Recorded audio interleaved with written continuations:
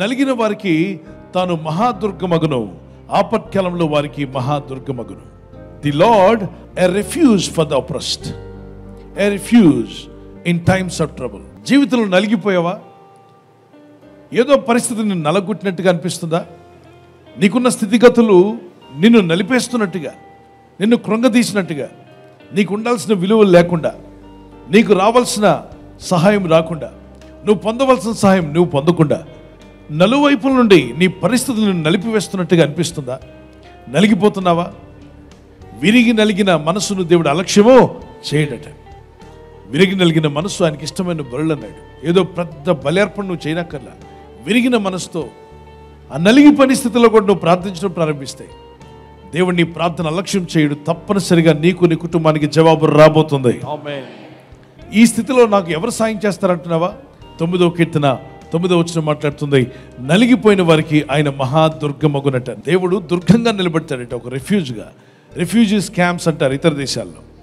మరి అనేక ప్రాంతాల్లో ఒత్తిడి కలిగినప్పుడు, యుద్ధాలు జరిగినప్పుడు, ప్రజలు ఎటుపోవాలి అర్థం కానప్పుడు వారు ఇల్లు విడిచి, గూడు విడిచి తిరిగే పక్షుల్లాగా ఇల్లు విడిచి పారిపోవాల్సిన పరిస్థితి, అనుకోని పరిస్థితులు ఏర్పడ్డాయి.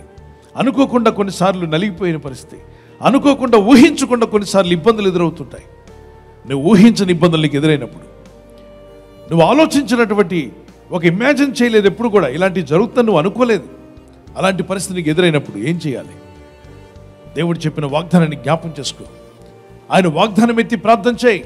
దుర్గము అంటే పిల్లరా ఒక ఎత్తైనటువంటి టవర్ లాంటిది. పాత నిబంధన కాలంలో ఏదన్నా తప్పు జరిగినా, ఏదన్నా పొరపాటు జరిగినా, ఇతను పొరపాటు వల్ల అవతల వ్యక్తిని చంపాలనుకోలేదు, ఆ గోడను పడగొడుతున్నాడు పైనుండి, కానీ కిందన్న వాడి మీదకి పైనున్న వాడు పడేసిన రాయొచ్చి పడింది హఠాత్తుగా, యాక్సిడెంటల్లీ. ఊహించుకోలేదు, అలా ఇంటెన్షన్గా చేయలేదు. ఆ రాయి జారి పడగా ఆ వ్యక్తి ప్రాణం పోయింది. అప్పుడు ఇతన్ని పడేసి కొడతారు, చంపేస్తారు ఇతన్ని. ఎందుకంటే ఇతని పొరపాటు వల్ల అతను ప్రాణం పోయింది కాబట్టి.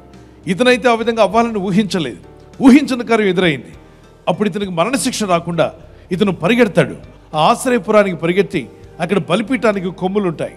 ఆ బలిపీఠ కొమ్ములు పట్టుకొని, ప్రభువా నన్ను క్షమించు, నా పొరపాటు వల్ల ఒక వ్యక్తి గాయం తగిలింది, నా పొరపాటు వల్ల ఒక వ్యక్తి, నా నిర్లక్ష్యం వల్ల ఒక వ్యక్తి జీవితం మీదకి హాని కలిగేలా చేశాను, నన్ను క్షమించవా, ఈ పాపిని మన్నించుదేవా అని ప్రార్థిస్తున్నప్పుడు ఆ బలిపీఠ కొమ్ములు పట్టుకొని ప్రార్థించేవాడిని కొట్టకూడదు, శిక్షించకూడదు, అతని మీదకి తీర్పులు తీసుకురాకూడదు.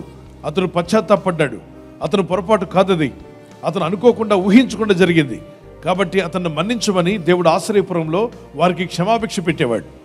ఈ రోజుల్లో కూడా నీకు తెలుసో తెలియక కొన్ని చిక్కుల్లో పడ్డావు, ఊహించకుండానే కొన్ని ఇబ్బందుల్లో పడ్డావు. ఫ్రెండ్స్ కొంతమందిని నమ్మించారు, నమ్మించి నైవంచన చేసిన వారు చాలామంది ఉండొచ్చు ఈ లోకంలో. ఈరోజు మనం జీవిస్తున్న లోకము భయంకరమైన అపవిత్రతతో, కీడు చేసే మనసుతో, ఈర్ష్యతో, అసూయతో నిండిపోయిన లోకంలో జీవిస్తున్నాం. ఇది ప్రేమ కలిగిన లోకం కాదు పిల్లరా.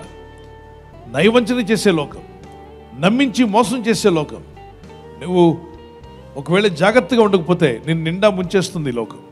స్నేహితులు కావచ్చు, బంధువులు కావచ్చు, మిత్రులు కావచ్చు, నీ సొంత ఇంటి వారు కూడా కావచ్చు. కొన్నిసార్లు నీవు నిర్లక్ష్యంగా ఉన్నావని తెలిస్తే నిన్ను ఇబ్బంది పెట్టే అవకాశం ఉంటుంది. అపవాది ఎవరిలోనైనా పనిచేస్తాడు. అయితే నువ్వు గుర్తుంచుపెట్టుకోవాల్సింది, ఎవరున్నా ఎవరు లేకపోయినా, ఎన్ని కష్టాలు బాధల్లో ఉన్నా, ఏ స్థితిలో నువ్వు నలిగిపోయి ఉన్నా, నీకు దుర్గంగా ఉండి కాపాడుతానని చెప్పిన దేవుని యొద్దకు పరిగెత్తుకుంటూ రా, ఆయన పాదాల మీద పడు, మొరపెట్టండి. యేసునందు విశ్వాసం ఉంచి ప్రార్థన చేయండి. ప్రార్థన చేసుకుందాం.